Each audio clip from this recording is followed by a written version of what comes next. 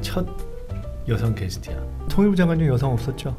없었어요. 없었지. 교육감도 여성 없었죠? 없었죠. 참 희한하네 진짜. 희한하게 뭐가 희한해요. 반성해야지 진짜 우리가. 그 원장님은 감각이 있으셔. 그런 거에 대해서 아무 감각 없는 사람 되게 많아요. 평소 흠모하던 정춘수 의원님을 모시고 이제 이렇게 영광입니다. 그렇죠. 전라도 영광은 아니지만. 아 이런 거 아재 개그인데 이런 거 웃어주면 안 되는데. 아, 정말.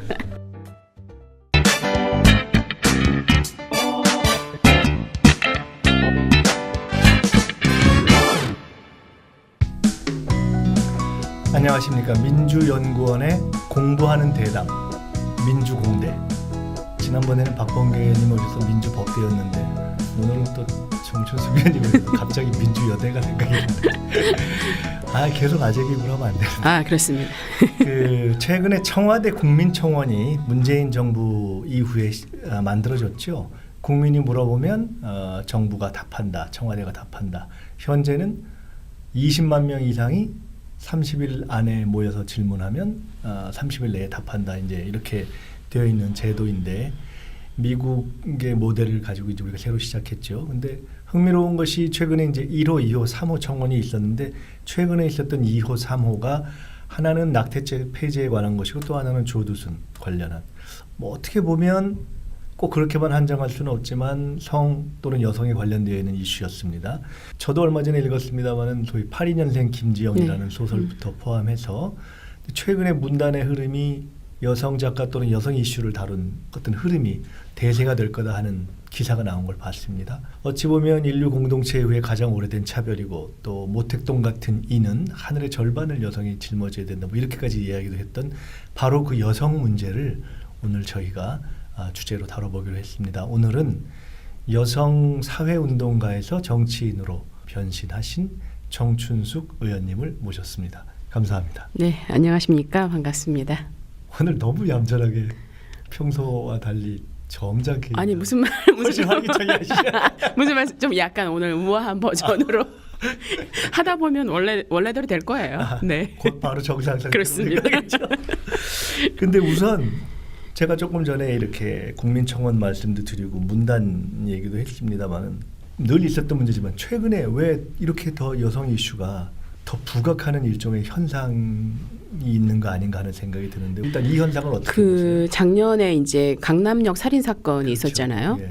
그 강남역 살인 사건을 보면서 많은 여성들이 그게 남의 문제라고 생각을 안 하고 나의 문제로 받아들이게 된 겁니다. 나는 굉장히 재수가 좋아서 살아남은 사람이다. 그러면서 이제 여성 폭력 문제나 여성 문제 전반에 대해서 굉장히 훨씬 더 많이 각성이 되게 됐고요. 그러면서 이제 이 젊은 여성들이 이런 페미니즘에 관련된 책을 많이 보고 동아리도 만들게 되고 그래서 굉장히 액션을 하기 시작을 한 거죠. 제가 일했었던 한국여성의 전화 이런 곳에도 아주 젊은 여성들이 굉장히 많습니다. 그래서 그동안에 있었던 여성에 대한 차별이나 폭력 문제를 굉장히 많다는 거는 특별히 그것도 네네. 작년 이후에 더 아주 폭발적으로 얘기인가? 예. 그래서 새로운 페미니즘의 전성기가 온 게 아니냐 그렇게 보고 있죠. 개인적으로 먼저 말씀을 조금 저희가 소개를 드리면서 시작을 해야 될 것 같아요. 지금 말씀하셨지만 한국 여성의 전화 네. 24년 예. 거의 청춘을 다 마치신 거네요. 그렇습니다. 시작한 게 그럼 몇 살이신 거예요? 제가 30살 때 시작을 했죠. 네. 24년 하시고 가정폭력방지법 네. 그 97년도에 제정됐을 때 거기에도 앞장을 서셨어요. 네. 운동가로서 국회에 들어온 경우 많지요. 지금 네. 국회에 많이 있는데 그러나 또 남다른 점이 있을 것 같은데 핵심적인 이유 그다음에 운동가 시절과 국회의원이 됐을 때의 차이 그다음에 보람? 네. 후회는 없는지 굉장히 여러 가지를 한꺼번에 물어보십니다. 한꺼번에 묻는 거죠. 예, 알겠습니다. 뭐 국회의원을 이제 이게 정치권에 들어오게 된 거는 운동하면서 여성 운동하면서 제기한 여러 가지 문제들이 이 정치에 오면 굉장히 변질이 되는 거예요. 그다음에 이제 2009년 이명박 정부 이후에 사실은 정책이 문제가 아니라 정치가 문제다 이런 생각을 되게 많이 하게 됐습니다. 예를 들면 좋은 정책을 내도 정치권이 제대로 움직이지 않으니까 이상하게 변질되거나 제대로 작동하지 않는 거를 많이 보게 되면서 2015년 1월에 이제 임기도 마치게 됐고 특별히 다른 인생의 계획이 없어서 정치를 인생의 결정은 순간적으로 이루어져요. 그렇습니다. 네. 그리고 주변에서 이제 너는 거기 정치에 맞는 것 같다 이렇게 또 격려 많이 해주셔서 이제 시작을 뭐 해야겠구나 생각을 해서 이제 하게 된 거고요. 여성운동 할 때하고 좀 다른 점은 훨씬 더 책임이 많아지는 것 같은 그런 느낌. 네. 그래서 우리가 주장하는 것뿐만 아니라 이제는 구체적인 대안을 내고 그것을 내가 생각하는 어떤 목표를 이루기 위해서 프로세스를 밟아야 되잖아요. 과정을. 이런 부분에서 굉장히 차이가 있고 뭐 후회는 없죠. 이게 종합적으로 보면 잘했다. 잘했다고 생각합니다. 그 아까 여성의 전화가 네. 지금 여성이 급증했다는 거는 그에 대한 상담이 급증했다는 거예요? 아니면 거기에 참여하는 활동하는 사람들. 네. 그리고 다양한 활동을 하고 농구하고 축구하고 이런 여자들 별로 없었거든요. 그 안에서 그런 소모임을 만들어서 같이 그거는 모여서 일종의 회원 개념을 말씀하시는 네. 거예요? 아니면 와서 그 관련 상담을 해주는 분들? 회원이 들었습니다. 회원으로서 굉장히 적극적으로 참여하는 젊은 여성들이 잘 모이기 모르는 시작한 분들이 거죠. 있어서 그렇던데 우리가 이제 보통 알기는 여성의 전화하면 처음에 그 정대철 고문의 네. 어머님 이태영 선생님 네. 부터 시작해서 자기가 쭉 이렇게 상당히 초기의 대표적인 그런 춤이 흘러왔잖아요. 네. 근데 여성의 전화 시절에 24님 직접 조직 운영만 하시나요? 전화 상담을 직접 하시나요? 저로 얘기하면 상담부 간사로 제가 출발을 해갔고요. 아 그래요? 하루에 정말 6시간씩 상담을 받았고요. 24년 내내 6시간을 받은 건 아닌데 물론 그러나 엄청 많이 받았습니까? 몇천 건 이상은 받으셨겠네요. 물론이죠. 제가 평생에 받을 상담을 다 받았다 이렇게 얘기합니다. 전화 상담도 했고 면접 상담도 하고 저희 쉼터가 있거든요. 그 전화를 거는 내용이 정해져 있는 건 아닐 거 아니에요. 그렇습니다. 그냥 여성이 거는 전화라면 네. 모든 문제를 다 받나요? 네. 가장 많은 비중이 뭔지 또는 그게 시대에 따라 변하는지 어떻게 돼요? 저희가 아무래도 이제 여성에 대한 폭력 문제를 많이 다루는 이런 기관으로 이제 알려져 있으니까 저희가 이제 1983년부터 시작을 했거든요. 가정폭력, 성폭력 이런 여성에 대한 폭력 문제도 많이 있고 그다음에 뭐 직장 내 폭력 문제라든지 성희롱이라든지 그리고 그 외에 여러 가지 삶 자체에 대한 상담, 하여튼 다종다양합니다. 역으로 얘기하면 특히 80년대, 그러니까 여성의 사회 진출이 좀 지금보다 덜했을 때에는 당연히 여성에 대한 폭력이 주가 될 수밖에 없기 때문에 그렇게 시작했을 텐데, 그럼 그게 시대의 변화에 따라서 최근에는 비중이 조금 변하는 게 있나요? 사람들의 전화 내용 중에? 비중이 크게 변하지 않는 것이 않아요? 그렇습니다. 가정폭력 피해나 성폭력 피해가 과거에는 있었지만 드러나지 않았다면 지금은 이제 있는 것들이 드러나기 때문에 여전히 전체 비중은 여성이 느끼는 많습니다. 문제 또 상담이 제일 크네요. 네네. 상담부 간사로 시작하셨어요? 그렇습니다. 혹시 상담하기 이런 거 하셨나요? 그렇진 않고요.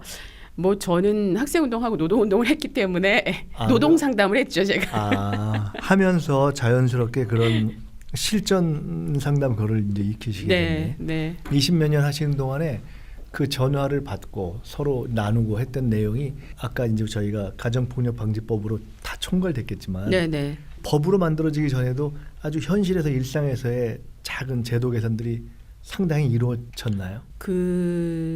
그러기가 상당히 어렵습니다. 이런 이제 가정폭력이나 성폭력이나 혹은 성매매나 이런 문제들은 아주 직접적인 폭력의 문제이기 때문에 사실 이걸 변화시키려면 구체적인 법률의 변화가 있어야 되거든요. 결국 근본적인 법으로 가기 전에 일상 케이스에 대한 개선을 해주기는 참 어려운 굉장히 거예요. 어렵습니다. 그러면 실제로 전화를 해서 그분들과 상담을 했을 때 그분들이 결국 받게 되는 편익 또는 어떤 좋아짐 그건 뭔가요? 털어놓는 것이 이런 거죠. 일단은 이제 상담을 하시면 객관적으로 보면서 어떻게 해결할 것인가 이런 방법이 쓰게 되고요. 그다음에 그거에 따라서 예를 들면 가정폭력 방지법이나 성폭력 특별법이 없었어도 형법이라든지 폭력 행위 등 처벌에 관한 법률이 있었기 때문에 그 법을 활용할 수 있는 방안을 모색을 하고 그다음에 저희가 이제 무료 법률 상담을 했어요. 그래서 이제 매주 무료 법률 상담에 오셔서 법적 대응을 도움받고 연계가 되는군요. 뭐 피해자 보호시설인 쉼터를 이용한다든지 이런 이제 서비스를 받게 된 거죠. 여전히 여성에 대해서 폭력 문제가 주 이슈다. 그러면 이제 그건 지금 오늘 우리가 마침 얘기했던 이제 국민청원 가운데 이제 조두순 사건하고도 관련돼 있는데 그걸 넘어가기 전에 먼저 있었던 국민청원 이슈, 낙태죄 폐지 잠깐만 얘기를.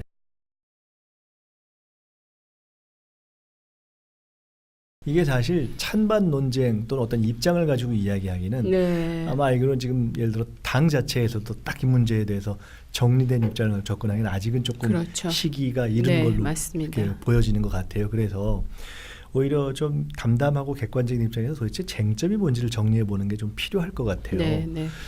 낙태죄 폐지라는 게 이 문제를 꽤 오래 다뤘던 헌법적 차원에서 논쟁을 했던 미국도 네. 최근 여론조사를 보면 아직도 팽팽한 것 같더라고요. 그렇습니다. 네. 두자 말자가. 음. 그 전 세계 세계보건기구에 뭐 194개국인가 되는데 그 중에 그냥 조건 없이 풀자. 뭐 이걸 허용하자 네, 하는 네, 것도 네. 네 나라밖에 안 되더라고요. 우선 낙태죄와 관련된 국내법의 현실과 어떤 세계의 흐름에 대해서 한번 말씀해 주시면 무슨 말씀이냐면 우리는 현재 법상 아예 안 된다. 네. 이렇게 이해하는 경우가 있는데 아유, 실제는 어떻습니까? 그렇지 형법과 않습니다. 모자보건법이 좀 다르잖아요. 네, 형법에서는 특별한 이유 없이 모자보건법에서 규정하고 있는 내용이 있습니다. 예를 들면 성폭력 피해를 당했다든지, 혹은 뭐 친족 간에 소위 근친간에 이런 문제가 있다든지, 혹은 뭐 구생학적인 문제가 있다든지 이런 부분이 있을 때는 낙태를 할 수 있습니다. 아이가 낳았을 네, 때 네, 본인에게 너무 큰 네. 문제가 있을 경우. 그럴 경우에 이제 낙태를 할 수가 있는데, 형법에 의하면 이 여성이 그런 조건 아닌 상태에서 낙태를 하게 되면 1년 징역을 받거나 아니면 벌금을 물거나 이렇게 되어 있습니다. 이 여성이나 그 낙태를 해준 의사나. 해외에서는 네. 전면 허용하지 않는 경우에는 네. 쉽게 말해서 제한 허용이라고 네, 본다면 네. 그런 조건부가 조금씩 다른 건가요? 조건이 조금씩 다릅니다. 조건 없이 다 낙태를 허용하는 나라가 한 4나라 정도 있는 걸로 제가 알고 네. 있고요. 그다음에 이제 주수가 있습니다. 예를 들면은 임신해서 뭐 12주까지는 허용한다든지, 그건 이제 24주까지 언제부터 생명으로 볼 거냐는 거죠. 허용한다든지 이런 방식으로 예. 되어 있어서 196개 중에서 한 193 정도의 국가에서 지금 허용을 하고 있기 때문에 전면적으로 금지하고 있다든지 전면적으로 허용하고 있는 아주 극단적인 경우가 굉장히 소수이고, 여러 가지 조건 속에서 낙태를 사실은 허용하고 있다고 그러면 볼 수 있습니다. 실제로는 지금은 낙태죄 폐지냐 허용이냐 이런 논쟁으로 일반적으로 보지만 현실에서는 네. 전면 허용과 네. 전면 금지 다가 뭐 거의 현실에 존재하지 그렇죠. 않고 굉장히 우리조차도 예. 형법상의 포괄적 금지에도 불구하고 네네. 모자보건법상으로는 일정한 조건에 허용되고 있는 것이네요. 맞습니다. 그렇다면 우리가 이제 지켜볼 것은 도대체 어떠한 것이 예외가 되느냐. 네, 그렇죠. 아마 그것이 이번에 이제 네. 조국 수석이 얘기했던 지금까지는 여기서 균형점을 네. 찾아왔는데 새로운 균형점을 검토해봐야 되는 거냐 그 얘기일 텐데 네. 그거 한두 가지만 조금 더 들어가 볼게요. 네네. 큰 논리로서 생명권이 우선이다. 네. 이제 여성에 대한 자기결정권보다는 생명권 네. 우선이다라고 할 때 그러면은 현재의 낙태죄 폐지에 반대하는 논거로서 종교를 중심으로 해서 얘기할 때는 지금 현재 있는 것보다도 더 아예 금지 쪽으로 가야 된다는 건가요? 아니면은 더 이상은 논의하지 말자 어떻게 되는 건가요? 제가 알기로는 일부에서는 네. 현재 허용하고 있는 부분도 다 없애자 이런 얘기가 그런 것도 일부 그런 있고. 아주 이제 강력한 주장도 네. 있고요.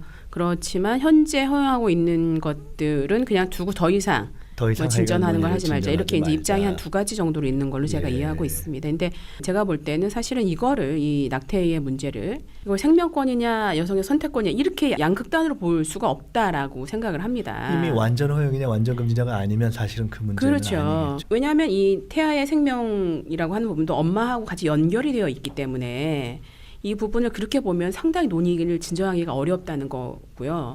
또 한 가지는 제가 아는 한 대부분의 여성이 좋아서 낙태를 하는 경우는 없습니다. 그렇죠. 다 어쩔 수 없는 상황 속에서 인공 임신 중절을 선택을 하게 되기 때문에 그렇게 되는 이유를 판단을 하고 이 부분을 줄여갈 수 있는 방안을 찾아야 된다. 저는 이렇게 생각을 합니다. 그래서 논의 자체를 계속 생명권이냐 선택권 이렇게 가져가는 것 자체가 사실 그렇죠. 제가 상당히 현실의 문제를 너무 추상적인 수준으로 그렇죠. 올리는 그렇습니다. 거네요. 심지어 원치 않는 임신을 한 경우에조차도 원해서 인공 임신을 하기는 어려울 거 아니에요. 여성들에게 주는 고통 굉장히 심하거든요. 그런데 이게 지금 어쨌든 현실에서는 그래서 불법으로 그걸 시주를 하는 경우가 있고 또 먹는 낙태하고 뭐 이런 그렇죠. 것도 있다고 네, 하는데 네. 그러니까 법에 정해진 틀이 아닌 것에서 그냥 어쨌든 하는 거잖아요. 맞습니다. 그게 어느 정도나 되는지 또 그 약 자체의 현재로서 부작용이나 위험성은 지금 없나요? 이제 보건복지부나 이런 곳에서 추정하기는 이게 불법이기 때문에 사실은 완벽한 통계라는 게 네. 없습니다. 추정하기는 1년에 한 17만 건 정도 된다 이렇게 얘기를 하거든요. 17만. 이제 굉장한 숫자죠. 예. 제대로 일단 실태 파악이 안 되는 이제 추정하게 되는 부분이 하나 있고 그 먹는 피임약 그게 이제 미프진인데요. 예, 미국에서는 약 7주 정도까지는 낙태를 허용을 합니다. 그런데 이제 그 이후가 되면 자연 유산처럼 하도록 이렇게 지금 이제 이 약이 작용을 네. 하는 건데 그런데 그 주수가 더 넘어가면 임신 조절이 안 된 상태인데도 모르고 그냥 갈 수도 있고 여러 가지 부작용이 있기 때문에 그 이후에는 쓰면 안 된다 이렇게 얘기를 하고 있고요. 인공 임신 중절로 인한 불법적인 비위생적인 혹은 허가되지 않은 사람이 하는 이런 인공 임신 중절은 여성들의 뭐 생명을 위협을 하지요. 작년에도 뭐 여고생이 이렇게 인공 임신 중절하는 과정에 숨지기도 하고 불법적이기 때문에 자기가 이후에 뭐 몸조리를 한다든지 이런 걸 전혀 할 수가 그렇겠네요. 없고, 예, 그래서 그런 문제가 아주 직접적인 당사자가 여성인데 제가 한 2012년 논쟁이 굉장히 심할 때도 토론자로 이제 토론을 가보잖아요. 방송 대담회도 가보고 뭐 토론회 토론자로도 가보면 너무 이해할 수 없는 게 여성들이 거의 없습니다. 그 토론회 장에. 네, 그렇죠. 일단은 이게 불법한 일이라서 나타나기 어려운 점도 있고요. 거기서 여성이라는 건 직접 경험을 한 여성 아니 또는 그렇지 않다 그렇지 하더라도 않다 그 하더라도 주제를 그럼요. 자기가 어떤 한편에서 논쟁하기가 네, 어려운 네. 부분. 그런 부분 굉장히 많이 있고 그렇겠네요. 또 일부러 그 여성들의 목소리를 들어야 하는데 그런 의도적인 노력이 없는 거죠.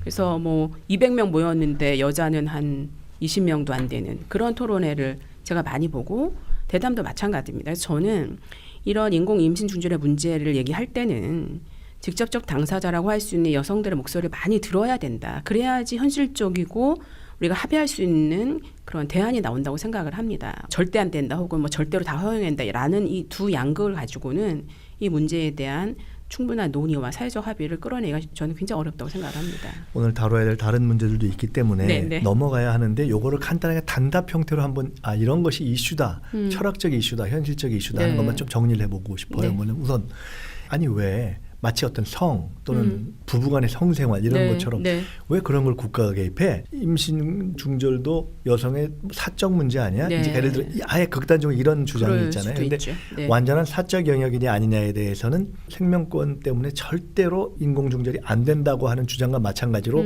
상당히 극소수인 것 같아요. 네, 그 네, 부분엔 네. 제한이 필요하다는 네. 쪽으로 넘어갈 수 있을 것 같고 그러면은 현실적으로 생명권과 자기결정권의 충돌이라는 것이 나타나는데 네. 여기서 그러면 또 하나 등장하는 이슈가 언제부터 생명이라고 규정을 그렇죠. 거냐. 왜냐하면 네. 사적 결정권을 인정한다고 해도 만약에 내 아이 배 안에 들어있는 네, 것이 네. 생명이 됐다면 내 생명권만 아니라 이 생명권도 있는 거니까 그거에 대해서는 지금 대략 어떻게 되어 있는 거예요? 그 생명으로 보는 시기가 그것도 나라마다 좀 다른가요? 굉장히 다릅니다. 절대적으로 인공임신주를 인정할 수 없다라고 하는 데는 수정란부터 생명체다 이렇게 종교에서 보고요. 일반적으로 수정됐을 때부터 네, 그렇게 얘기하고 보고 그러나 지금 미국에서는 한 24주 정도 24주 정도 보고 얘기하는 있고 거고요.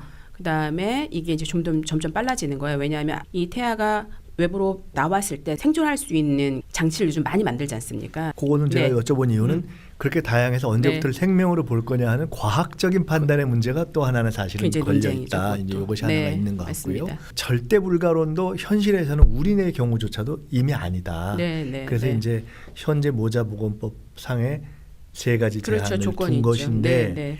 이번에 조국 수석이 예를 들면서는 그게 조금 다른 경우를 예를 네. 들었죠. 강간 또는 근친 간의 문제 네, 또는 네. 아이 자체에 어떤 신체적 문제가 있는 경우를 세 가지 예를 들었는데 이번에 기억하기로는 조 수석이 예를 든 경우는 가령 이혼한 후에 확인된 경우 그런 하여간 등등 몇 가지 경우를 하나의 예로 든 예로 것인데 꼭 하자는 드신 것이 거죠. 아니라 이제 그런 제한 조건에 대한 것이 현재 낙태죄 폐지를 하자라고 주장하는 측에서는 현재의 모자보건법상 제한만으로 묻기에 너무나 비현실적으로 볼 때 다른 상황들이 많이 있다. 지금 그렇게 보는 거겠죠. 예, 예. 먼저 합헌 의견을 보면 사익인 임산부의 자기결정권이 태아의 생명권 보호라는 공익에 비해 크지 않고 태아도 성장 상태와 관계없이 생명권의 주체로서 마땅히 보호받아야 한다라고 하여 태아의 생명권을 강조했습니다.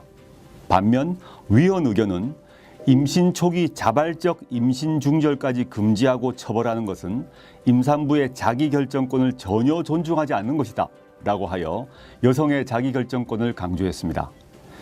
태아의 생명권과 여성의 자기결정권 중 둘 중 하나만 택해야 하는 제로섬으로는 논의를 진전시키기 어렵습니다.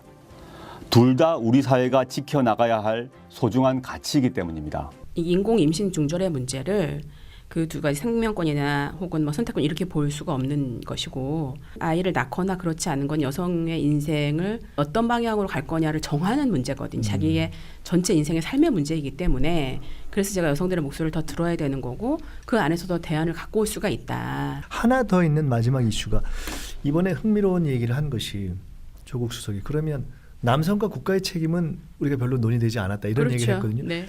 현행법제는 모든 법적 책임을 여성에게만 묻고 있다는 문제가 있습니다. 국가와 남성의 책임은 완전히 빠져 있습니다. 맞습니다. 이 문제는 어떠한 겁니까? 우리가 이걸 고민하기 시작한다면 네네. 어떤 체계 속에서 어떻게 이걸 담길 수가 일단은 있습니까? 이 형법 자체에서 남성의 책임을 전혀 묻고 있지 않습니다. 그러니까 그 낙태죄 안에 그렇기 때문에 이 부분에 대한 남성의 책임이라고 하는 것이 표시가 될 필요가 있다라고는 저도 동감을 하고요. 또 하나는 국가의 책임이라고 하는 것은 이 인공 임신 중절을 하게 될 때는 예를 들면 미혼모들이 아이를 못 낳는 경우 혹은 결혼했다 하더라도 아이를 못 낳는 경우는 사회 경제적인 조건이 도저히 아이를 낳아 키울 수 없는 네. 이런 이제 판단 속에서 발생하는 거거든요. 예. 그렇기 때문에 아이를 낳아 키울 수 있거나 하는 어떤 국가의 역할 혹은 그 외에 다른 복잡한 여러 가지 부분에서 국가의 역할이 있어야 되는 거 아니냐라고 하는 부분도 뭐 절대적으로 동의를 하죠. 여전히 가장 큰 비중의 문제인 소위 폭력, 네. 성폭력의 문제로 좀 넘어가 보겠습니다. 이게 조순 관련 청원을 통해서 더 우리가 주목하게 됐고 조국 수석의 답변 속에서 재심은 현실적으로 불가능하고 네. 주치경감 문제는 더 좀 검토하자 이렇게 됐는데 조두순 문제만 놓고 볼 때도 야 석방 후에 혹시 보복 우려가 있는 것이 아니냐, 네. 영구 격리해야 되는 네. 거냐 등등등 여러 가지가 얘기가 있는데 포괄적으로 볼 때요. 우리나라 성폭력 관련 법 제도가 느슨합니까? 그러니까 우리가 이제 그걸 형벌의 확실성이라 그러는데요. 명목적인 형량을 높이는 것 그런 부분도 뭐 필요한 부분이 있습니다만 그보다는 형벌이 확실하게 집행이 된다라고 하는 이런 확실성이 있어야 된다라고 하는 얘기를 많이 합니다. 그러니까 형량은 굉장히 높여놨는데 처벌이 안 되는 거예요. 실제로는 그런 경우 많이 있습니다. 오히려 판사님들 어떤 얘기하냐면 형량이 너무 높아가지고 이거를 적용하기 참 어렵다 이런 얘기도 하시는데 사실은 성폭력 가해자가 분명하게 처벌된다, 확실하게 처벌된다라고 하는 것들이 보여져야 됩니다. 오히려 현재 법으로 정해놓은 제도 자체라기보다는 우선 집행에 있어서의 지금 네. 문제점들이 조금 더 상당히 있습니다. 크다. 82년생 김지영이라는 네. 소설 있잖아요. 네. 저도 보자 하다가 이제 최근에 봤어요. 정말 하루에 쭉 다 볼 수 네, 있는 맞습니다. 그런 분량이더만요. 네. 근데 제가 그걸 보다가 눈에 들어온 대목이 하나 있었어요. 뭐냐면은 그 초등학교 때 얘기를 하면서 야, 네. 그 남자애가 너 좋아해서 못 살게 구는 거야. 남자애들은 여자애를. 네. 제가 그걸 보면서 우리 어릴 때 많이 했던 얘기잖아요. 그렇죠. 그래서 예. 제가 생각을 해봤어요. 나도 그런 적 있나. 근데 이제 그런 걸 보면서 이제 생각을 든 것이 이 성폭력 포괄적으로 얘기할 때 그 안에는 뭐 실용, 추행, 폭행이 다 있는 내지는 그 심리가 우리 사회에 사실은 굉장히 만연해 있잖아요. 그러니까 네. 어릴 때부터 여성의 입장에 돌아가 보면 초딩 때 못살게 구는 것부터 시작해서 대학교 때 무슨 뭐 학생들 간에 심지어 MT에 가서 연인들의 그렇죠. 데이트 폭력, 사제 간에 네. 회사에서 말할 것도 없고 심지어 섬마을에 여교사가 갔을 때 막 공부해. 네. 이게 한국이 조금 더 강합니까? 더 특별합니까? 그- 근본 대책은 그냥 세게 가야 되는 겁니까? 뭐 어떻게 보세요? 일단은 가해자에 대한 처벌이 확실하게 이루어져야죠. 성폭력 범죄를 하면 반드시 잡히고 처벌받는다. 성폭력은 반드시 예, 이런 게 하나 있어야 되고 참 너무나 오래 걸리는 얘기긴 하지만 유치원부터 시작을 해서 어른이 될 때까지 대학까지 계속 이 평등과 인권에 관한 교육을 정규 교과 과목에서 해야 됩니다. 그러니까 알게 모르게 폭력까지는 안 가지만 하여간 약간의 차별적 행위를 그럼요. 하는 것을 용인하는 이데올로기가 진짜 많이 퍼져 너무 있는 많이 거더라고요. 있죠. 사실은. 그러니까 예를 들면 광고나 이런 걸 봐도 제가 제일 기억에 남고 너무나 싫어하는 광고 중에 하나가 뭐였냐면 옛날에 청바지 광고가 있었는데 그 청바지 광고에 남자가 여자를 이렇게 안고 있는데 이 여자가 거의 이제 성폭력 이후의 모습처럼 이렇게 늘어져 있는 그런 사진이에요. 너무 충격받았죠. 그다음에 이제 이 여자 이렇게 약간 들쳐 업고 가는. 그래서 이 여자 엉덩이에 있는 이 성바지 로고가 보이게 하는 이런 사진. 그러니까 그런 게 뭐냐면 다 그런 성폭력을 암시하는 그런 내용이거든요. 그 외에도 너무 많이 있죠. 우리가 광고라든지 뭐 이런 수많은 캠페인에서 여성을 성적 대상으로 하는 게 너무너무 많이 있기 때문에 알게 혹은 모르게 이런 걸 굉장히 이렇게 쉽게 받아들이는 겁니다. 어떻게 보면 기본적으로 성폭력도 만연한데 거기에는 성폭력을 용인하는 심리의 만연으로부터 사실은 시작하는 예, 것이다. 그러니까 여성을 동등한 인격체로 보면 그렇게 못하죠. 아주 쉽게 제가 어제도 이제 부산 영남 지역 여성 정치 아카데미 갔다 와서 예를 들었는데 러브샷 이런 거 있잖아요. 되게 쉽게 하는데 러브샷 싫어하는 여자 되게 많습니다. 싫어하는 남자도 많아요. 그렇죠. 그런데 그거를 아무렇지 않게 막 하는 거예요. 그리고 강요하고 요즘은 안 그러지만 옛날에는 뭐 브루스 막 추자 그러고 이런 부분들이 사실은 상대방과 내가 동등한 권한을 가지고 인격체라고 한다면 이게 막 강요할 수 없는 거거든요. 그렇죠. 그래서 그런 뭐 잘못된 문화 그다음에 이제 술 같은 거 굉장히 우리가 관용적이거든요. 그런 문화 혹은 아니 뭐 그렇게 해도 돼 이런 아주 뿌리 깊은 여성에 대한 차별이 사실은 성희롱, 성추행 혹은 뭐 성폭력, 가정폭력, 여성에 대한 폭력으로 나타난다고 저는 봅니다. 결국은 뿌리 깊은 그런 문화 또는 심리의 문제를 아주 미세한 거에 찾아내서 근절하는 교육과 이런 것이 그렇죠. 근본이고 그렇죠. 현실에서 생기는 문제에 대해서는 확실하게 처벌된다라는 그럼요. 예. 것을 이렇게 현실로 보여줘야 된다. 이런 문제도 있잖아요. 근데 소위 2차 피해라는 게 있잖아요. 네, 이게 뭐 네. 예를 들어 한샘에서 얼마 전에 있었던 거기에 결국 그럼요. 여직원이 사직서를 그럼요. 내고 다른 사회적 이슈에 대한 고발의 경우도 그렇지만 특히나 이런 경우에는 고발한 사람이 오히려 좀 비난받기도 하는 물론이죠. 그런 분위기가 있어서 최근 미국에서는 진짜 뭐 대단한 사람들이 다 나도 당했다 이런 미투 캠페인도 있고 우리나라에서도 예술계에 비슷한 네. 이제 말하기 운동 이런 게 네. 있었잖아요. 일단 이런 소리내서 말하는 이런 것이 갖는 의의가 그렇다면 특별히 크다고 볼 수 있습니다. 있어요. 굉장히 중요하죠. 그러니까 그건 여러 가지 측면에서 중요한데요. 첫 번째는 당사자의 측면에서 말한다는 것 자체는 치유하는 시작이 되는 거고요. 그다음에 사회적으로 봐도 이 당사자가 갖는 힘이 굉장히 큽니다. 당사자가 나도 그런 성추행 당사자가 경험이 이야기하는 있어 것이, 라고 네. 하는 것이 사회적으로 굉장히 공감을 얻거든요. 네. 그렇기 때문에 이런 여성차별이나 성폭력 근절 혹은 가정폭력 근절 운동이 굉장히 어떤 핵심적인 역할을 하게 되기 때문에 그렇게 미투 캠페인 나도 그런 경험 있어라고 하는 캠페인은 굉장히 의미가 있죠. 그래서 올 초에 문단내 성폭력이 굉장히 뭐 이렇게 쭉 해서 이제 네. 그 밝혀졌지 않습니까? 그런 것들이 갖는 그 영향력이 상당한 거죠. 한 가지만 더 이게 조금 그 관련해서 좀 작은 다른 거지만 워낙 민감한 거라 요새 초중고 교사들의 어떤 그런 관련 맞습니다. 징계가 막 확 늘었잖아요. 근데 이게 실제가 늘어서 그런 거예요? 아니면 문제 제기가 늘고 노출이 늘어서 그런 거예요? 딱 잘라 말할 수는 없지만 네. 제가 볼 때는 전에도 되게 많았습니다. 저 학교 다닐 때도 너무너무 많거든요. 네. 많았는데 그때 그게 뭔지를 몰라서 제가 말을 못했어요.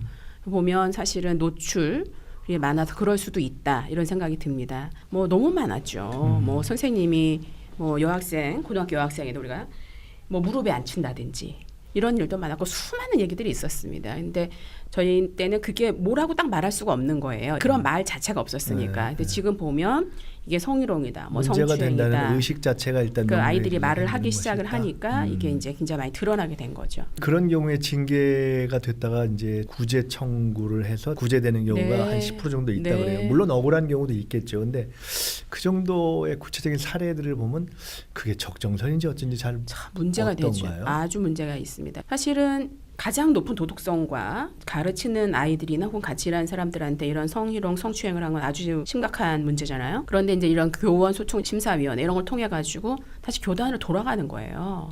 그러니까 이게 징계가 안 되기 때문에 또 다시 이런 성희롱, 성추행을 쉽게 할 수 있는 이런 일들이 됩니다. 네, 그럼 돌아가면 예를 들어 원래 문제가 생긴 그 학교로 그냥 가서 똑같이 일을 할 수 있겠잖아요. 그러니까 이번에 이제 뭐 진달래 택시라는 사건이 하나 있었는데 그게 어떤 교감 선생님이 참 이런 데서 얘기하기에 마땅하지 않지만 그분이 다시 그 학교로 간 거예요. 네. 그대로. 그래서 난리가 났죠. 어떻게 이럴 수가 있냐. 근데 이분의 조건에 맞는 그 지역에 있는 학교가 거기밖에 없어. 거기다 보냈다는 거예요. 그러면 네. 이거는 말이 안 되는 일이 발생하는 거죠. 그리고 제가 옛날에 만났던 그 당사자 중에 한 명은 자기가 초등학교 때 막 성추행을 당했는데 그게 너무너무 지금도 잊혀지지 않는 거예요. 근데 이 사람 찾아본 거야. 그러니까 다른 학교에서 또 초등학교 선생님을 그대로 하고 있어. 그래가지고 자기가 너무 화가 나가지고 이제 막 이 문제를 막 교육청이나 이런 데 투서도 하고 막 이렇게 했는데 어린 아이들 이렇게 인격이 형성되는 그리고 우리가 완전히 보호받아야 하고 잘 키워야 하는 이런 아이들한테 이 성폭력, 성추행 막 이렇게 하는 이런 범죄는 외국 같은 경우는 전혀 다시는 교단에 설 수 없게 합니다. 아 그래요? 네. 이걸 실제로 선생님의 경우에 이걸 그런 정도의 의도와 현실 정도는 아니었는데 즉 구제받아 적정하다 하는 케이스들이 그래도 존재는 하지 않겠어요? 있을 수 있겠죠. 네. 있을 수 있겠는데 저는 우리가 이런 수많은 성범죄를 보면 이 피해자와 가해자 사이에서 발생을 하는데 그거를 전혀 몰랐다. 이게 뭐 성희롱, 성추행인지 전혀 몰랐다라고 하는 것은 그렇게 많지 않습니다. 우리가 알거든요. 그리고 이 피해 당사자도 고소하거나 이렇게 구체적으로 어떤 액션을 할 때까지는 많은 시간이 필요합니다. 그리고 피해 사실이 아주 구체적일 때 이런 일을 하지 사람들이 피해자들이 더 잘 알아요. 내가 잘못 말하면 무고로 걸린다 이런 걸 더 알기 때문에 굉장히 여러 번 숙고하면서 이 문제를 외부에 공개를 하기 때문에 그런 성 관련 정도가 되면 범죄로 인정하거나 처벌하는 것이 야 이게 좀 옛날에 비해서 너무한 거 아니야 이런 것에 그런 일각의 목소리도 있거든요. 근데 반면에 여성들이 그 문제를 지적도 할 수 그럼요. 있지만 잘못하면 무고가 되는 당연하죠. 것이 있기 때문에 예. 그렇게 보긴 좀 어렵다. 그럼요. 예. 그리고 사실은 우리 사회에서 아직도 굉장히 보수적이기 때문에 예. 말하려 하지도 않고. 그럼요. 내가 피해자라고 이거를 공개적으로 얘기하는 것 자체가 굉장한 용기를 필요로 합니다. 그렇기 때문에 어떤 여성이 자기의 피해를 이게 정말 내가 피해 입었어라고 얘기할 때는 굉장히 진지하게 들어야 되는 거예요. 이 다음에 이제 저희가 다루려고 하는 주제가 예를 들어 어떤 성의 문제, 뭐 폭력의 문제도 있지만 결국 여성에 있을 일과 보육의 네. 문제 이런 네. 것이 근본적으로 돼야 된다는 평등의 네. 문제를 다루려고 하는데 네네네. 그리고 나서 드려야 될 질문일 수 있는데 제가 이 생각이 들어서 성차별이 우리나라보다 훨씬 많이 해소돼 있다. 또 양성평등이 굉장히 진전돼 있다. 어떻게 네. 보면은 복지 국가로서 네. 상당히 진전돼 있다. 이런 나라의 경우에 음.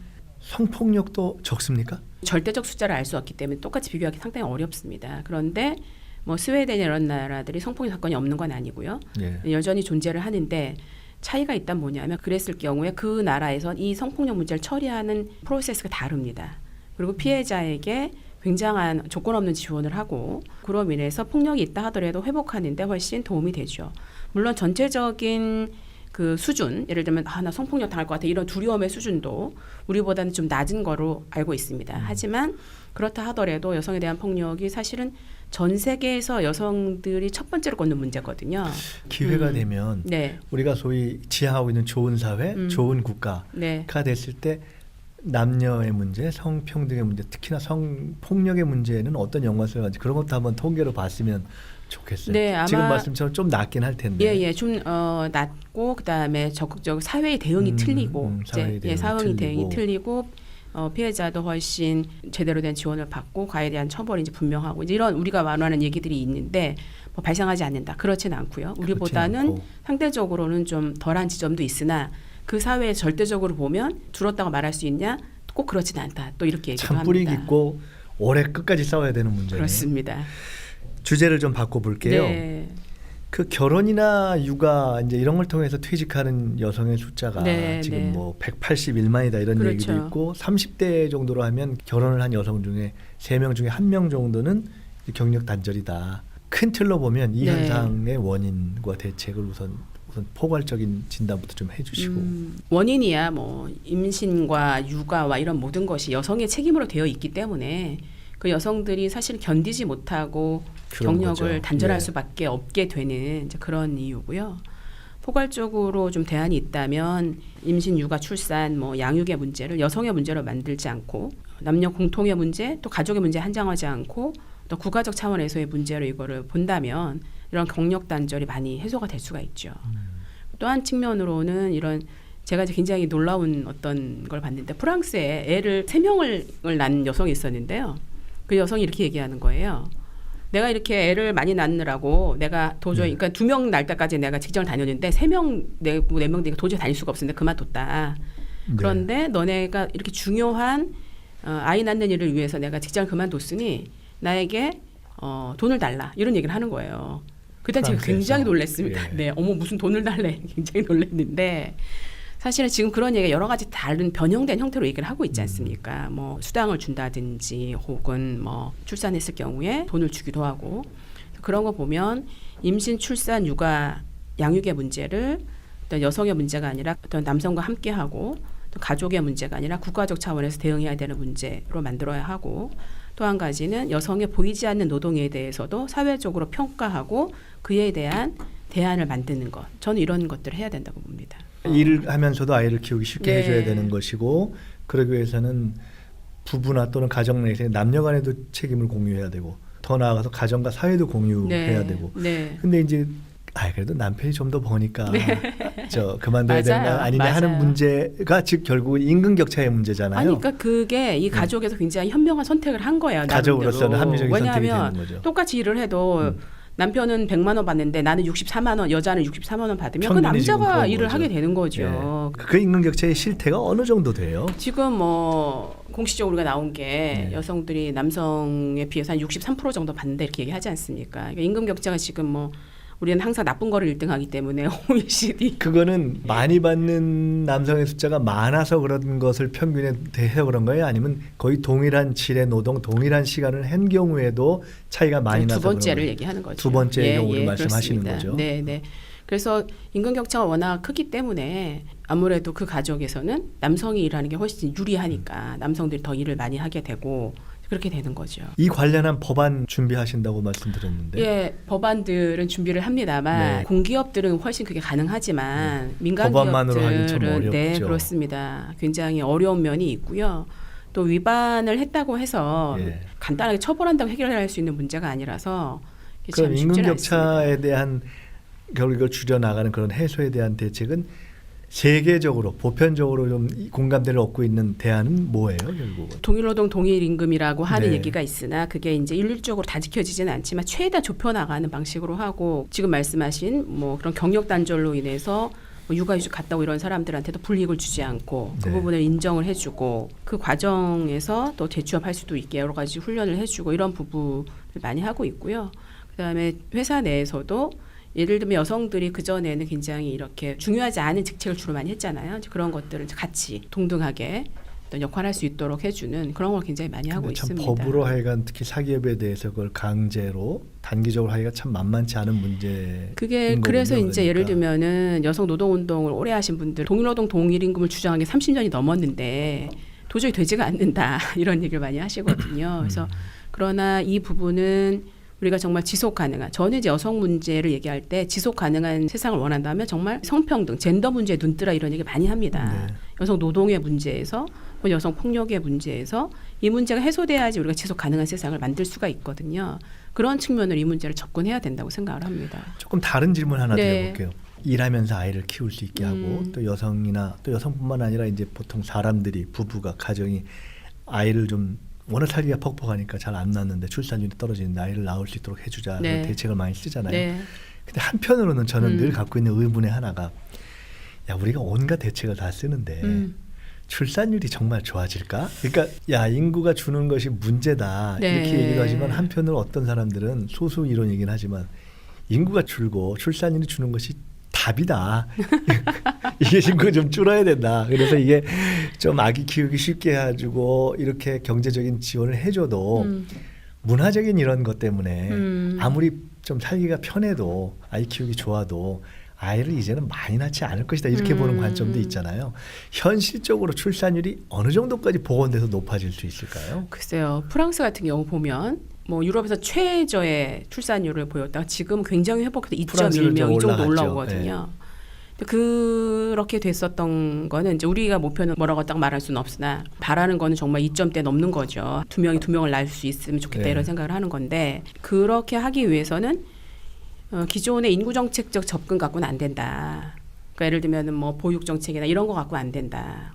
애기 하나 더 낳으면 뭐 300만 원 줄게 이런 거 갖고 안 된다. 제가 프랑스, 뭐 스웨덴, 독일 이런 이제 대사님들과 제가 이제 저출산 포럼에 있어서 이제 오셔서 얘기를 네, 하는 걸 네. 보면 강력한 성평등 정책을 세웠다는 거예요. 보육 이런 것만 말하는 게 아니라 임금 격차 해소를 위한 아이를 뭐 낳으면 더 지원한다 그 측면이 아니라 전 사회적인 전체적으로 예를 들어 이루었을 지금처럼 때에만 우리가 뭐 신혼부부에게 뭐 주택을 제공한다든지 교육비 우리가 교육비 너무 많이 들잖아요. 네. 교육비 부분들을 뭐 거기는 거의 없으니까 라든지 이런 사회 전체 시스템이 아이를 낳아도 나의 삶이 이상하게 되지 않는다 이런 확신이 있어야 되는 거예요 여성들이.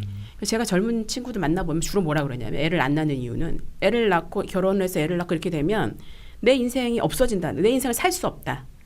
그렇기 때문에 아이를 낳을 수가 없다. 너무 두렵다. 나는 사실 아이가 좋기는 한데 낳으면 어떻게 되는지 내가 뻔히 하니까 못 낳겠다. 이런 얘기 되게 많이 해요. 저도 딸이 있지만 네네. 꼭 뭐 결혼할 필요 야 이런 얘기 이런 데서 하면 안 되는데 있냐? 부터 시작해서 좀 늦게 해라. 하여간 뭐 이런 등등의 얘기를 아니, 우리가 맞아요. 고백을 하게 되잖아요. 맞아요. 이게 그 여성의 입장에서 본다면은 그 아이의 자기 실현을 생각하는 입장에서 본다면 참 만만하지 않다고 우리가 보고 있는 거죠. 그러니까 아이를 낳아서 키우는 것은 그 여성의 삶과 너무나 이게 딱 연결되어 있기 때문에 사회적으로 당신이 결혼하든 결혼하지 않든 아이를 낳아서 키우는 것이 당신 인생의 마이너스가 아니라 당신 인생의 플러스가 된다라고 하는 확신이 있어야 돼요. 사실은 아이를 낳아서 기르기 힘들지만 한편으로는 어떤 인간으로서 갖는 어떤 기쁨 같은 게 많이 있거든요. 근데 이제 그런 것들을 얘기하기에는 우리가 닥쳐야 되는 현실이 너무나 심각하기 때문에 그렇게 하지 못하는 거죠. 자, 이제 마지막 주제로 아까 처음에 역시 해보니까 정책보다 정치가 중요하더라 이러셔서 정치의 문제로 들어가서 마무리해 보려고 그래요. 이게 어떻게 보면 웅문인데 우리가 가끔 그런 얘기 하잖아요. 야, 여성이 정치에 많이 진출해야 된다. 네. 그럼 여성이 정치에 진출하면 좋다. 근데 제가 생각을 해봤어요. 아, 여성이 정치에 진출하면 뭐가 더 좋아지죠? 라고 질문을 할까 하다가 이거야말로 바보 같은 질문인 거예요. 왜냐하면 그러면 남성이 정치에 더 많이 진출하면 뭐가 좋아지죠? 하는 거랑 똑같은 질문이에요. 명언이십니다. 그러니까 그건 당연해. 예를 들어 인구의 반인데 네. 남자가 진출하는 만큼 여성도 진출하게 뭐가 더 좋아진다가 아니고 그냥 자연스러운 현상으로 정상화하는 것일 거예요. 그럼에도 불구하고 우문을 해보려고 그래요. 네. 뭐냐면 뭐가 정치에 좋아지느냐 이렇게 질문하지 않고 우리가 생각하는 어떤 보다 나은 사회 공동체적인 가치가 존중하는 네. 그런 사회, 네. 미래 사회를 가는 데 있어서 이 또한 굉장히 조심스러운 단어긴 하지만 여성이 정치에 진출하면서 여성성이라는 것이 네. 우리 정치와 사회에 더 확산됐을 때 갖게 될 장점이 뭘까요? 제가 요즘 어떤 이제 걸까요? 고민하는 내용 중에 하나인데 네. 저는 이제 몸이 여성이라고 해서 다 어떤 여성적인 가치로 정치를 할 수 있다고 생각하지는 않습니다. 그럼 거기서 여성적인 가치란 예를 들면은 뭘까요? 제가 이제 페미니즘 여성주의라고 얘기하는데 눈을 떠야 된다 이렇게 얘기를 하는데요. 여성이 사실은 대표적인 사회적 소수자거든요. 정치적 소수자거든요. 그러니까 인구 집단으로 보면 인구 집단으로 말고 정치적으로는 그렇죠. 소수자죠. 예, 반임에도 그런데 불구하고. 예, 그런데 그런 소수자들이 계속 정치에 진출하면서 소수자들의 목소리를 대변하게 되고 그러면서 이런 내가 소수자로서 차별받은 나의 경험이 사실 또 다른 소수자들 예를 들면 장애인이라든지 혹은 이주 여성이라든지 뭐 성소수자도 마찬가지고 이런 사회적 다른 소수자들의 목소리를 여기에 가져오는데 견인차 역할을 할 수 있다. 그리고 그런 걸 해야 된다. 일종의 소수자 대표로서 네네. 이게 확산되어 있는 다수자 이데올로기를 깨는데 훨씬 더 앞장설 수 있다 이거죠. 그리고 그렇게 만드는 것이 저는 또 중요한 역할 중에 하나라고 생각을 합니다. 그래서 여성들이 정치에 참여하면서 우리 사회의 다양한 목소리 그리고 한 가지로 정리되지 않음 그리고 소수자들에게 힘을 주는 그런 정치를 할 수 있지 않을까 그런 감각을 키워나가야 되는 거죠. 그래서 저는 그런 측면에서 굉장히 여성들이 정치에 참여하는 게 굉장히 중요하고 또 자신의 어떤 정체성을 확인하고 내가 어떻게 살아왔는지에 대한 인식을 하고 깨어나는 게 굉장히 중요하다고 생각합니다. 보통 여성들 만나면 다 알고 있어요. 몸으로는. 내가 어떻게 살았는지. 근데 그거를 말로서 표현하고 이게 어디로부터 근거했는지를 조금만 설명을 드리면 아 그래서 내가 이렇게 동네에 가가지고 뭐 노인들 같은 경우도 이제 노인 빈곤 너무너무 심각하잖아요. 그런 소수자의 여러 가지 목소리와 그들의 삶을 정치권에 얘기할 수 있죠. 여성들이 그 모든 소수자의 목소리를 다 할 수 있다고 생각하지는 않습니다. 그래서 저는 이 소수자들이 더 많이 정치에 진출해야 된다고 생각을 해요. 20대 국회 굉장히 안타까운 거는 이 장애인 당사자들이 여기 들어오지 못했거든요. 여성을 포함한 하여간 소수자들의 진출이 더 중요하다. 네, 그렇습니다. 박근혜 대통령이 죽을 쓰면서 그렇죠. 그리고 박근혜 대통령이 네, 네. 이 시절에 오히려 여성의 어떤 인권, 뭐 네, 이런 네. 권리 이런 것들이 더 떨어졌다 지금 이런 통계도 나타나잖아요. 네. 여성 대통령은 그래도 가능할까요? 가능하다고 봅니다. 저는. 박근혜 대통령의 실패는 여성 정치인 전체의 실패가 아니고요. 그분이 가지고 있는 뭐 예외적인 굉장히 것이다. 예, 그럼요. 예외적. 또 그분은 극복해야죠. 여성으로서 대통령이 된 게 사실 아닙니다. 그렇죠. 예. 이걸 좀 여쭤보고 싶었어요. 요새 이제 여성 정치 관련 네. 아카데미 많이 하시잖아요. 네, 네. 그다음에 우리가 이제 당에서 정치 교육 할 적에도 네, 네. 저희 교육연수원하고 같이 민주연구원이 같이 이제 프로그램을 짤 때 네. 제가 여성 또는 성차별, 정치에 있을 성 이것을 꼭 프로그램에 하나 넣었으면 좋겠다. 정춘수 의원님 하셨으면 좋겠다. 제가 사실 의견을 훌륭하십니다. 냈거든요. 그런데 정치인 또는 리더십 또는 음. 청소년 아까도 계속 폭력에 있을 때 근본 문제 교육이다 말씀하셨잖아요. 그런 성정치 교육 네네. 또 하여간 그럼 어떻게 표현해야 될지 모르겠지만 성에 대해서 인식하는 교육 이걸 많이 하시잖아요. 네. 가장 핵심적으로 전달하려고 하는 메시지들이 뭐예요? 이 성평등의 문제는 여성만의 문제가 아니다. 이런 거 많이 전달하려고 합니다. 그리고 그거는 남의 문제가 아니라 당신의 문제다. 예를 들면 어머니 계신 분 손 들어봐라, 뭐 부인 있는 사람 손 들어봐라, 딸 있는 사람 손 들어봐라, 내 뭐 누나 어머니와 그렇죠. 아내와 딸의 문제다. 그러니까 그것이 네. 바로 나의 문제잖아요. 네. 내 부인이 성차별당하고 예. 성추행당하고 이게 내 문제 되는 거 아닙니까? 그래서 이 성평등의 문제, 여성 문제는 사실은 우리의 문제이고 우리 국가의 문제이고 또 하나는 우리 사회가 발전하고자 한다면 우리가 지속 가능하게 살고자 한다면 반드시 해결해야 될 과제다. 그리고 내가 먼저 할 수 있다. 이런 메시지를 주려고 많이 얘기하고 있습니다. 우리가 사실 알게 모르게 하다가 정치한다는 사람들도 말하다가 하여간 성에 관련한 의식이 워낙 오랫동안 굳어있는 게 있으면 말 실수도 하고 막 이런 것들 그렇죠. 있잖아요. 단어 사용도 맞습니다. 그렇고 정치적으로 부적절한 단어라고 흔히 얘기하는 그런 것도 하고. 그런 대표적인 예가 혹시 그런 거 막 예로 드시나요? 교육하시면서? 저는 요즘은 예로 들죠. 왜냐하면 어떤 거예요? 예를 들어서 뭐예요? 뭐 이런 거죠. 뭐 너 내 손 안에 있어. 이런 우리가 보통 일반적 표현이 있는데 이런 거지. 너 내 품 안에 있어. 여성 정치인에게 남성 정치인 너 내 품 안에 있어.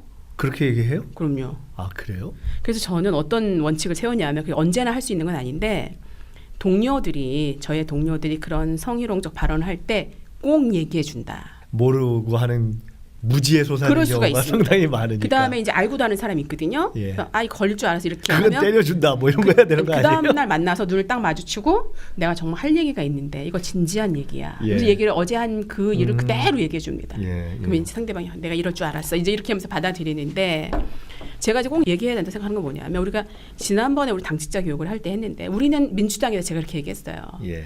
기억해 보시면 그 김대중 대통령께서 이호에서 같이 문패를 같이 다셨거든요. 그렇죠. 그 시대에는 그런 일이 있을 수가 없는 일입니다. 그러니까 굉장히 진보적인 굉장한 분이에요. 거죠. 예. 그래서 제가 그 문패를 딱 보여주면서 우리는 민주당이다. 더구나 우리가 집권 여당이다. 우리가 새로운 대한민국을 만들 수 있는 그런 힘을 가진 조직이다. 그렇다면 우리는 다른 사람하고 비교하지 말고 우리가 훨씬 더 이런 평등의 문제라든지 지속 가능한 대한민국을 위한 고민을 해야 되는데 그 첫 번째가 나는 젠더라고 생각한다. 제가 이렇게 얘기하죠. 그 여성 정치인이 하는 당원과 또는 정치에 대한 교육뿐만 아니라 저희 같은 사람들이 다니면서 할 때도 그 얘기를 꼭 해야 되겠어요. 네. 종종 빼먹고 자주 빼먹고 대부분 빼먹는 것 같아요. 또 반성해야 되겠어요. 네. 사실은 우리는 민주당이라고 얘기할 때 우리의 정체성 중에 굉장히 중요한 것 중에 하나죠. 근데 네. 그것을 꼭 여성 정치인들이 강조하는 것이 아니라 그러니까 정치인이라면 여성과 남성을 네, 좀 네, 강조해야 네. 될 문제다 하는 생각이 드네요. 그러니까 저는 우리 더불어민주당이 예. 다른 당보다 낫다 이런 정도의 비교 갖고는 안 되고 우리는 우리 사회와 시대를 리드할 수 있는 그런 조건에 있는 사람이고 그런 지도자를 가졌었고 그런 걸 생각하면 사실은 훨씬 더 많이 발전해야 되는데 저는 그렇게 생각합니다. 남녀 평등 사회는 어떻게 좋아진 사회가 될까요? 또 현실에 존재하는 나라나 사회 가운데 비교적 이 문제에 있어서 우리가 전범으로 삼을 수 있는 모델 사회가 있을까요? 글쎄 뭐 아무래도 북부 유럽이죠. 뭐 스웨덴 제가 이제 한번 가봤는데 아빠들이 다 유모차 밀고 다닙니다. 그렇죠. 예. 그러니까 저는 정말 만약에 그런 성평등이 많이 이렇게 발전한 곳이라고 한다면 예를 들면 이제 제가 굉장히 좋아하는 서울여대 이제 우리 그 사회복지학 교수님이 남자분인데 뭐라고 얘기하시냐면 이 양성평등한 성평등한 사회가 되면 훨씬 남자들이 살기가 좋아진다. 왜냐하면 가계를 책임져야 한다는 짐을 나눠질 수가 있다. 왜냐하면 남녀 임금 격차가 굉장히 줄어들게 되면서 여성들이 노동시장에 많이 참여하게 되잖아요. 그리고 여성들은 자기를 실현할 수 있고 결혼과 이런 그 출산과 양육이 나의 인생의 짐이 아니기 때문에 같이 가족이 누리는 어떤 그런 기쁨이 있습니다. 그런 것을 함께 할 수 있다. 우리나라 남자들이 50대, 60대 되면 외로워지잖아요. 애들하고 얘기도 안 통하고. 그거는 그렇죠. 일밖에 한 게 예, 없어서 그런 예, 거거든요. 그러니까 그렇지 않고 어떤 사람이 가족에 느끼는 어떤 그런 충만함 이런 것들이 가능하다. 그래서 저는 성평등한 그래서 여성과 남성이 동등한 사회가 되면 될수록 모든 사람이 자기 실현이 가능하다고 생각을 합니다. 그래서 자기 표현이 그대로. 예를 들면 남자들은 울면 굉장히 사회적으로 모르게 비난받잖아요. 저희 아들이 어렸을 때 막 잘 울고 막 해서 괜찮아 이런다 나중에 초등학교 가니까 울면 안 돼 막 이렇게 되는 거예요 제가. 그래서 감정 표현도 할 수 있고 그래서 사실은 어떤 연구는 남성들이 훨씬 공격적인 게 자기 감정을 충분히 표현할 수 없기 때문이다 이런 연구들이 있거든요. 울지 못하고. 그댁의 남성들, 네. 신랑, 아들 포함해서 그댁의 남성들은 특별히 교육이 좀 잘 됐나요? 교육과 사회 저절로 교육이 됐죠. 그러니까 다른 집에 비해서 좀 그렇습니다. 많이 개량돼 있어요. 예, 좀 개량되어 있죠. 이게 저절로 교육이 축하합니다. 아니 같이 살려면 어쩔 수가 없습니다. 개량이 되지 않으면 안 되니까. 자. 오늘 참 그 좋은 말씀 많이 들었습니다. 바쁘신 중에 오늘 이렇게 나와주셔서 감사하고요. 제가 청소년 시절이었던 것 같아요. 여자들은 생리라는 걸 하지 나는 그걸 안 하지. 그때 문득 생각해 보기를 나는 아예 저 사람들, 그 여성이죠. 저 사람들이 경험하는 것을 내가 아예 본원적으로 경험 못하는 대목이 있기 때문에 나는 이해의 한계가 있을 거야. 이런 생각을 한번 해본 적이 네. 있어요. 그리고 대학 때 한참 저희가 이제 학생회가 만들어지고 네. 할 때 제가 학생회장을 할 때 여학생회라는 게 막 만들어졌어요. 그때 네.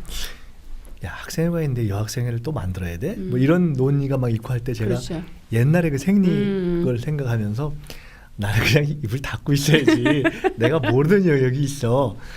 라고 하면서 그게 한편으로는 내가 경험할 수 없는 근본적으로 뇌 구조와 신체 구조가 다른 것으로부터 나온 것에 대한 인정, 뭐 차이, 존중 이렇게 하자라고 생각해온 면도 있지만 네. 또 한편으로는 제가 그것이 그런 데 대한 깊이 있는 이해를 스스로 좀 닫아왔다라고 생각할 때가 있어요. 네. 차이와 차별이 있는 걸 인정하되 그것이 폭력이 되고 권력이 되고 억압이 되고 또 이데올로기가 되는 이제 그런 사회가 네. 되는 걸 막아야 되는 그렇죠. 것이 아니겠어요? 네. 오늘 얘기했던 모든 문제는 인간답게 개량돼서 살기 위한 남녀가 모두 것이기도 하고 말씀처럼 우리 민주당이 더 민주당다워지고 또 우리 사회가 더 민주사회로 가는 데 있어서 어떻게 보면 관건적인 문제다. 네. 최근에 이런 여성 이슈들이 등장하는 것 자체가 어떻게 보면 대표적인 소수자로서의 여성 이슈가 등장하는 것이 이런 민주정부의 회복 이후에 필연적인 현상으로 우리가 네. 해석해야 되는 것이 아닌가 하는 관점에서 맞습니다. 오늘 민주공대 시작한 후에 첫 여성 게스트를 모시게 돼서 반성하면서 그리고 저를 포함해서 우리가 지켜보는 모든 분들, 우리 당원들, 민주사회를 열망하는 모든 분들이 여성 문제의 어떤 우리 사회의 민주화에 있어서 갖는 의미를 더 깊이 생각하는 계기가 되었으면 좋겠다라고 생각하고 더 열심히 공부하고 노력하겠습니다. 혹시 앞으로 부딪히고 말씀 나누다가 말 잘못하는 거 있으면은 그 다음 날까지 끌지 마시고 꼭 바로 말씀, 현장에서 바로 꼭 지적해 주세요. 말씀드리도록 하겠습니다. 하룻밤 넘기지 마시고 고맙습니다. 오늘 아유. 민주공대는 여기서 마치겠습니다. 네, 감사합니다. 감사합니다.